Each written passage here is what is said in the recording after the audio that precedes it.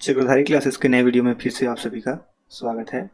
आज हम सीजी व्यापम और सीजीपीएससी पर अक्सर पूछे जाने वाले मैथ्स या गणित के प्रैक्टिस पार्ट 2 करने वाले हैं। इसके अंतर्गत हमने 10 क्वेश्चन और आपके लिए एक होमवर्क रखा हुआ है। यदि आप हमारे चैनल पर पहली बार आए हैं तो चैनल को सब्सक्राइब जरूर करें, वीडियो को अंत तक जरूर देखें। इसके अलावा यदि आपको कहीं कोई डाउट आता हो तो आप हमें कमेंट कर सकते हैं। आज का हमारा पहला प्रश्न है, समांतर श्रेणी 4, 9, 14 डेश डेश 254 का अंत से 11वां पद ज्ञात करें। 11वां पद में दिए गए ऑप्शन हो सकते हैं। यदि आपने समांतर श्रेणी पढ़ा है तो आपको पता होगा कि इसमें क्या क्या होता है। प्रथम पद निकालते हैं इसमें, जो कि ए होता है। सर्वांतर निकालते हैं जो कि डी होता है। ये होता है द्वितीय पद माइनस प्रथम पद। अंतिम पद या nth टर्म का सूत्र होता है, nth टर्म को एल भी लिखते हैं, तो इसका होता है a plus n minus 1 into D. प्रश्नानुसार a बराबर है 4 तो d बराबर क्या हो जाएगा 9 ऋण 4 बराबर 5, मतलब ये हमारा सर्वांतर हो गया। और अंतिम पद l बराबर है 254। इसमें मारक 254 बराबर a का मान है 4, n का मान हमको पता नहीं है इसलिए वैसे लिख देते हैं। d का मान हमको पता है तो ये हो जाएगा 5 और यहाँ प्लस 254 में इस 4 को हम लोग इधर लाएंगे तो क्या हो जाएगा 254 ऋण 4 बराबर n माइनस 1 इंटू 5। ये घट के हो जाएगा 250 बराबर n माइनस 1 इंटू 5। फिर आगे इसको ऑल हल करेंगे तो ये हमको मिल जाएगा n माइनस 1 बराबर 250 बटे 5। पक्षांतर करने के कारण तो इसको भाग देंगे तो ये चले जाएगा 50 बार में। तो इसको फिर से हल करेंगे तो इस जो -1 है वो इधर जाएगा तो ये हो जाएगा n बराबर 50 धन 1 मतलब 51। इसका मतलब ये है कि इस समांतर श्रेणी में कुल मिला के 51 पद हैं। प्रश्नानुसार हमें अंत से 11वां पद ज्ञात करना है। इस कारण इसका प्रारंभ से निकालने के लिए 51 11वां पद को निकालने के लिए हम लोग घटाएंगे 10 से, तो ये हो जाएगा हमारा 41वां पद। तो प्रारंभ से हमको कौन सा पद मिलेगा 41वां पद मिलेगा।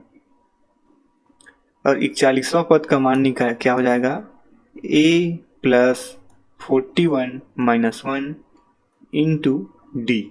कहने का मतलब ये क्या हो जाएगा a प्लस 40d। तो चलिए अब हम इसी में मान रखते हैं और देखते हैं।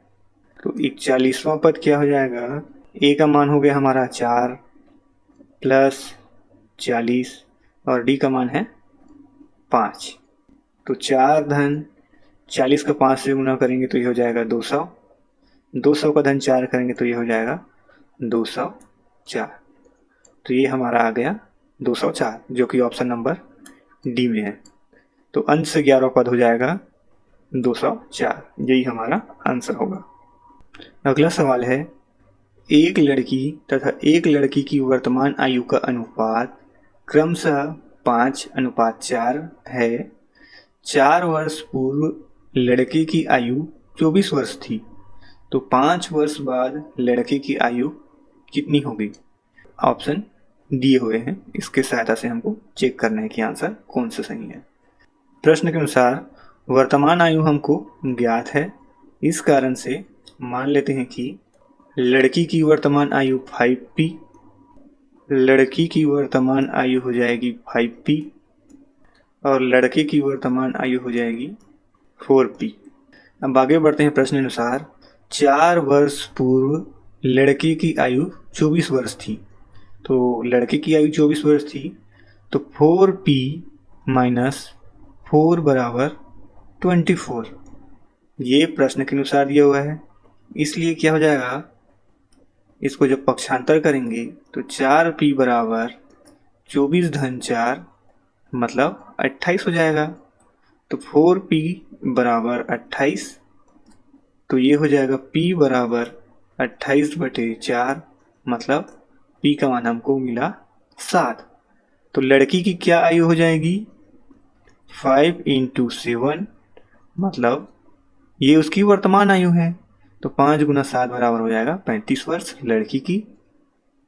जबकि लड़के की आयु क्या हो जाएगी? 4 × 7 बराबर 28 वर्ष। तो 5 वर्ष बाद लड़की की आयु कितनी होगी? वर्तमान आयु है 35 वर्ष, तो 5 वर्ष बाद लड़की की आयु हो जाएगी, आप समझ गए होंगे क्या करना है।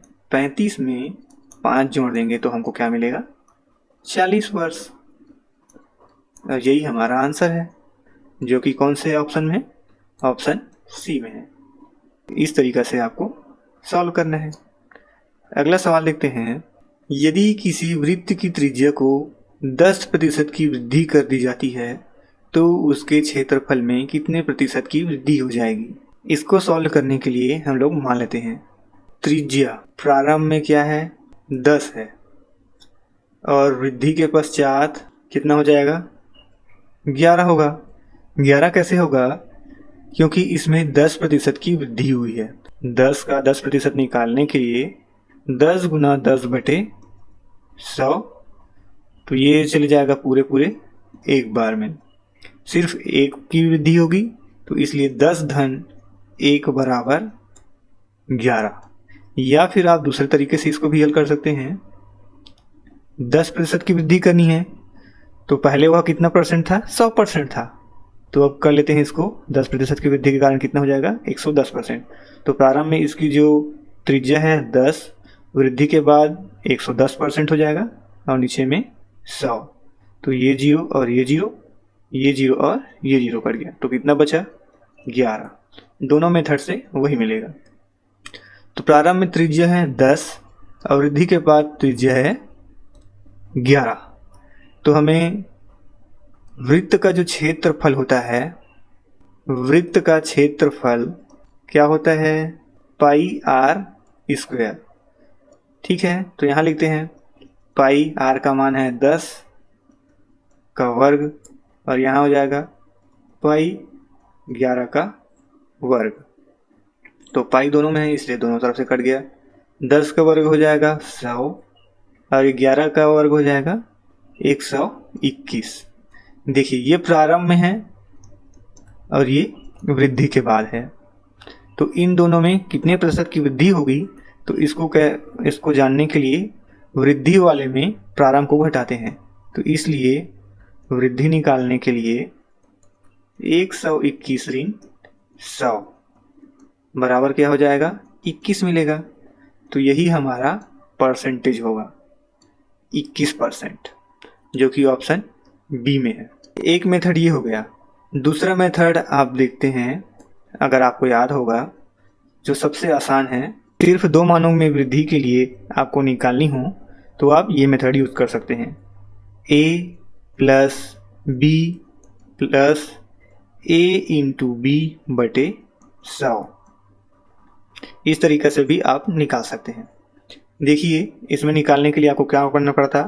पहले a का मान क्या करते? 10 रखते, फिर दूसरे वाले में 10 रखते, फिर a × b, तो 10 × 10/100, तो 10 धन 10 हो जाएगा 20, धन ये 10 × 10 100, और इस नीचे से 100 का कट के 1 हो गया, तो 20 धन 1 बराबर क्या हो जाएगा? 21। इस तरीके से भी आप परसेंटेज निकाल सकते हैं। अगला सवाल है, यदि 2 संख्याओं का अनुपात 13:15 है और उनका LCM 39,780 है तो संख्याएं ज्ञात करनी है। माना संख्याएं हैं 13p और 15p। LCM का मतलब होता है लिस्ट कॉमन मल्टीप्लायर। तो लिस्ट कॉमन मल्टीप्लायर के लिए LCM क्या हो जाएगा? 13 × 15p, क्योंकि p दोनों में कॉमन है इसलिए सिर्फ एक बार p लिखते हैं। बराबर कितना है? 39,780।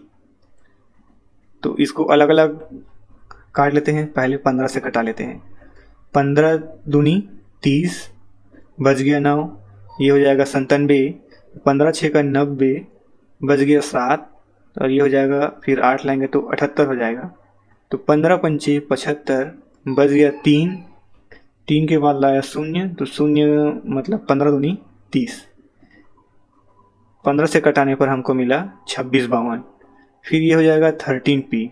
अब इसको 13 से घटाएंगे तो p बराबर हमको क्या मिलेगा, 13 दूनी 26, इसके बाद आया 5 मतलब 0 लगाएंगे, फिर आएगा 52, तो 52 कितने बार में जाएगा, 13 चौक 52, 4 बार में चला गया। तो p का मान हमको मिल गया 204।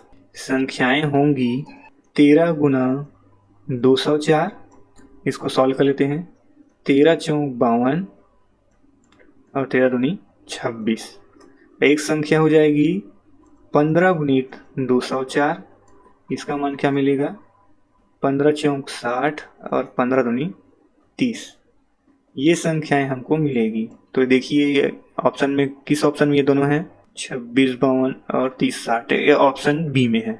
तो इसका आंसर हो जाएगा ऑप्शन नंबर बी।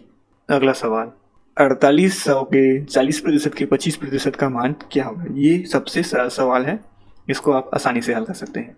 4800 का 40%, तो 40/100 लिख लिए, 25% बोला है तो गुना 25 किए, बटे 100 लगाए। अब इसको कटाते हैं तो ये हो जाएगा 25 चौक 100, 4 दहाम 40, 1 से 0 से 1 0 ये कट गया, 1 0 से 1 0 ये कट गया, तो कितना बचा अंत में, 480। 480 जो है ऑप्शन नंबर सी में है, इसलिए हमारा आंसर हो जाएगा ऑप्शन नंबर सी में। एक पुस्तक के अंकित मूल्य पर 20% छूट देने पर एक दुकानदार को 15% का लाभ होता है। पुस्तक के क्रय मूल्य और अंकित मूल्य का अनुपात बताइए। देखिए हमें पुस्तक के क्रय मूल्य और अंकित मूल्य का अनुपात बताना है, तो इसमें लिख लेते हैं, क्रय मूल्य होता है CP और अंकित मूल्य मतलब मार्केट प्राइस होता है MP। इन दोनों का अनुपात बताना है। प्रश्न के अनुसार अंकित मूल्य पर 20% छूट देने पर एक दुकानदार को 15% लाभ होता है। 100 ऋण 20 और कितने प्रतिशत का लाभ हुआ है, 15% का, तो 100 धन 15। इस तरीके से हम लोग इसको निकाल सकते हैं। तो ये कितना हो जाएगा, 80, और ये हो जाएगा हमारा 115। ये दोनों 5 से जाएगा तो 5 से भाग देते हैं, 5 एकम 5, बच गया 30, तो 5 6 का 30, और ये हो जाएगा 5 दूनी 10 और 5 तिया 15, तो 16:23 हमको मिलता है, जो कि ऑप्शन नंबर सी में है। इसलिए हमारा आंसर हो जाएगा ऑप्शन सी, यही हमारा आंसर होगा। ये इसका शॉर्टकट मेथड है। यदि आप कमेंट करते हैं तो मैं इसको डिटेल से भी बता सकता हूँ। यदि किसी वस्तु के मूल्य में 20% की वृद्धि होने पर उसके उपयोग में कितने प्रतिशत की कमी होगी जिससे खर्च अपरिवर्तित रहे। तो ये एकदम सरल सवाल है। CGPSC और CG व्यापम में इस प्रकार के सवाल अक्सर पूछे ही जाते हैं। प्रारंभ में मूल्य क्या रहा होगा, 100 रहा होगा। वर्तमान में इसमें 20% की वृद्धि हुई है, तो अब कितना हो जाएगा, वृद्धि के पश्चात ही हो जाएगा 120। तो प्रारंभ और वृद्धि दोनों का अनुपात कितना हो जाएगा, 120/100। तो ये कितना हो जाएगा, घटाएंगे तो 20 से जाएगा, तो ये चलेगा जाएगा 6 बार में और जाएगा 5 बार में। तो देखिए प्रारंभ में और वृद्धि में सिर्फ एक का ही अंतर है, 5 धन 1, सिर्फ एक का ही अंतर आ रहा है, 1 यूनिट का।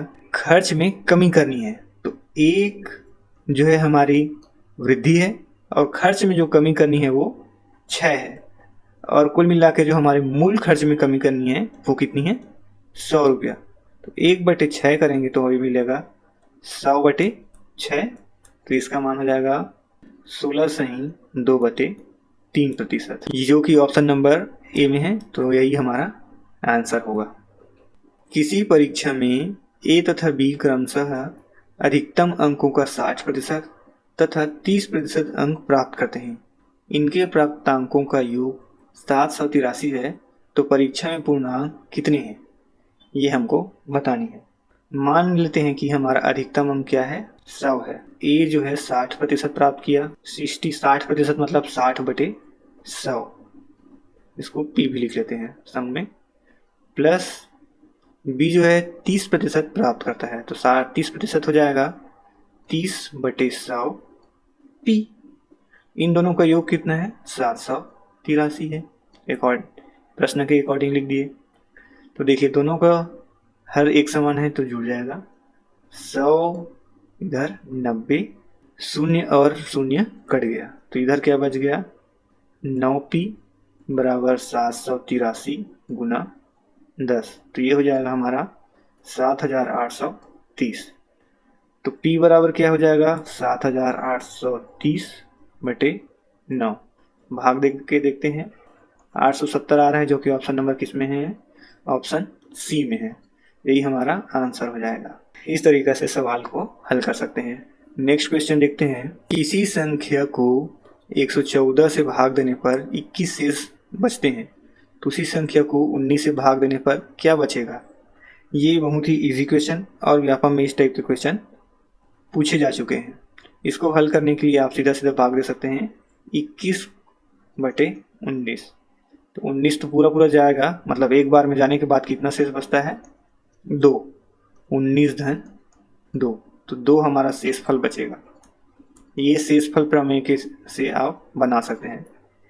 ये इसी टाइप का क्वेश्चन है। किसी संख्या में 192 से भाग देने पर शेषफल 54 प्राप्त होता है, उसी संख्या में 16 से भाग देने पर शेषफल कितना प्राप्त होगा। ये भी उसी टाइप का है। तो 54 और इधर 16 से भाग दिए, तो ये हो गया 16 कम 16, 16 दूनी 32, 16 3 48 और 16 चौं 64, तो 16 3 48, 14 में 8 गया 6, तो ये हमारा शेषफल बच गया। यही शेषफल है, तो जो कि ऑप्शन नंबर सी में है। इस तरीके से सवाल को हल कर सकते हैं। यदि आपको इसके अलावा कहीं कोई डाउट होता है तो आप हमें कमेंट जरूर करें, हम आपके डाउट को क्लियर करने का पूरा प्रयास करें। आप लोगों के लिए ये होमवर्क है। 72 किलोमीटर प्रति घंटा की चाल से चलने वाली 110 मीटर लंबी ट्रेन को 132 मीटर लंबे पुल को पार करने में कितना समय लगेगा। इसको आप हमें कमेंट करके बताएं कि इनमें से कौन सा ऑप्शन सही है। यदि आपने हमारे चैनल को लाइक नहीं किया है तो चैनल को लाइक ज़रूर करें। आप अपने फ्रेंड को शेयर कर सकते हैं। यदि आपको कोई डाउट आया हो तो आप बिल्कुल कमेंट करें, हम आपको ज़रूर बताएंगे। और चैनल को सब्सक्राइब ज़रूर करें। आज के लिए बस इतना ही, मिलते हैं नेक्स्ट वीडियो में।